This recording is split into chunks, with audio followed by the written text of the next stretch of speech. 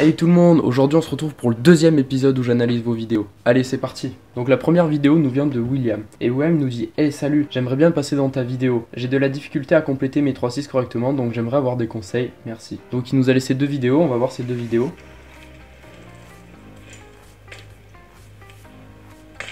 Wow, ça c'est vraiment stylé en tout cas, je vois pas là où t'as besoin de conseils là-dessus. Cette vidéo elle est vraiment très propre, bravo à toi. Et la deuxième vidéo...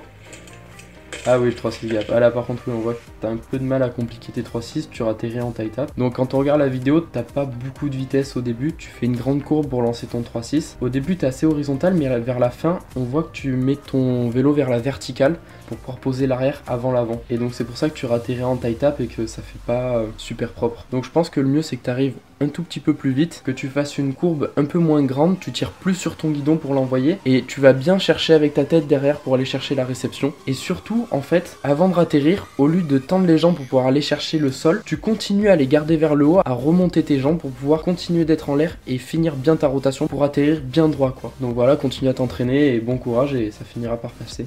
Donc la prochaine vidéo nous vient de Charles. Charles nous dit: Salut, je galère à faire truck, tu peux m'aider s'il te plaît? Donc alors on va voir ta vidéo, on va voir ce que ça donne. Ok, donc en fait...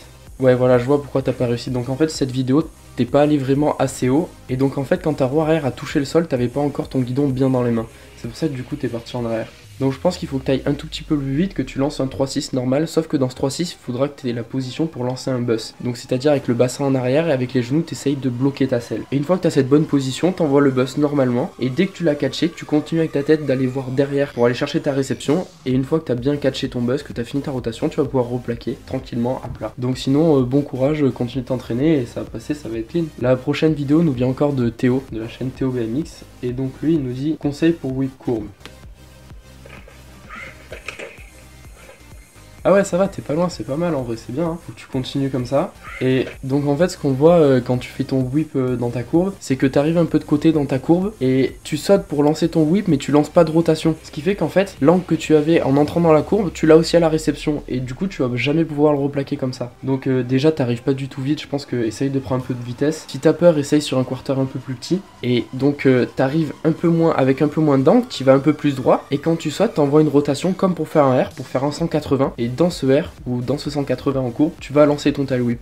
Et donc après c'est comme pour le tail whip normal, tu fais la rotation avec les bras pour faire tourner le cadre plus rapidement. Avec ton pied de devant tu vas chercher la première pédale et après tu mets la deuxième et une fois que tu l'as catché tu peux atterrir tranquillement et là sera plaqué. Donc continue comme ça, c'est bien. Et voilà, le seul conseil c'est de faire un 180 dans la courbe, ne pas sauter droit comme si c'était sur une funbox. Suivant. Donc la vidéo d'après nous vient de Mathéo, et donc Mathéo il me dit: Salut Ben, je t'envoie cette vidéo car ça fait 2 mois que j'essaye d'envoyer 180 en étant manuel, donc si tu pouvais me filer quelques conseils, merci. PS désolé, j'ai qu'une vidéo en GoPro. Ben on va aller voir ça tout de suite, petite vidéo en GoPro.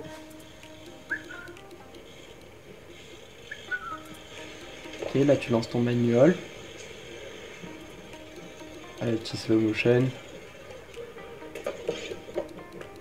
Bah ok, déjà c'est pas mal, t'as presque la totalité de la rotation. Donc alors les seuls conseils que je peux donner, c'est déjà d'essayer d'avoir un peu plus de vitesse, avoir un bon manuel, un manuel assez stable où t'es à l'aise sur ton manuel. Et quand tu vas vouloir lancer ton 180, tu commences à faire un début de rotation en manuel. Et en fait ce qui est dur c'est que quand on est en manuel, on n'a pas les deux roues au sol et c'est beaucoup plus difficile d'envoyer une rotation. Donc en fait ce qu'il va falloir faire, c'est une fois que t'as commencé ta rotation en manuel, tu mets un coup de bassin pour faire le bunny up, relever ton vélo. Et là en fait c'est tout qui va se faire avec tes jambes. Avec tes jambes, il va falloir que tu envoies l'arrière de ton vélo et après avec ta tête tu vas chercher devant et tu te prépares à la réception en reculant ton bassin pour pouvoir reculer en rollback. Donc bon courage à toi, essaye avec ces quelques astuces et tiens-moi au courant de l'avancée. Vidéo suivante. La vidéo suivante nous vient de Florian. Il nous dit: Salut mec, je m'entraîne au manuel sur une petite descente. L'objectif est de tout faire sans poser. Est-ce que tu aurais quelques conseils pour y arriver? Bon ride. Ben merci pour ta vidéo, on va regarder ça tout de suite.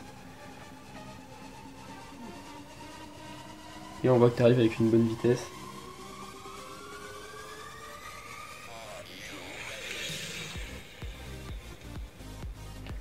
Bon ça va, on voit que t'es bien sur ton vélo, tu vas chercher ton point d'équilibre, t'es assez stable en manuel, c'est propre. Donc les quelques conseils que je peux te donner, c'est de bien reculer ton bassin pour aller chercher ton point d'équilibre en abaissant ton centre de gravité. Et d'être assez stable sans faire trop d'à-coups pour pouvoir garder cette position et rester le plus longtemps en manuel. Donc de toute façon il n'y a pas de secret, il faut s'entraîner, s'entraîner, s'entraîner et après on va finir par le tenir à l'infini. Donc allez, bon courage à toi et bonne chance pour la suite. Donc voilà, la vidéo est terminée, merci de m'avoir envoyé des mails, ça fait super plaisir, ça me fait plaisir de vous donner des conseils. N'hésitez pas à continuer à m'envoyer des vidéos, comme ça je pourrai continuer cette série. Et donc à la prochaine, ciao.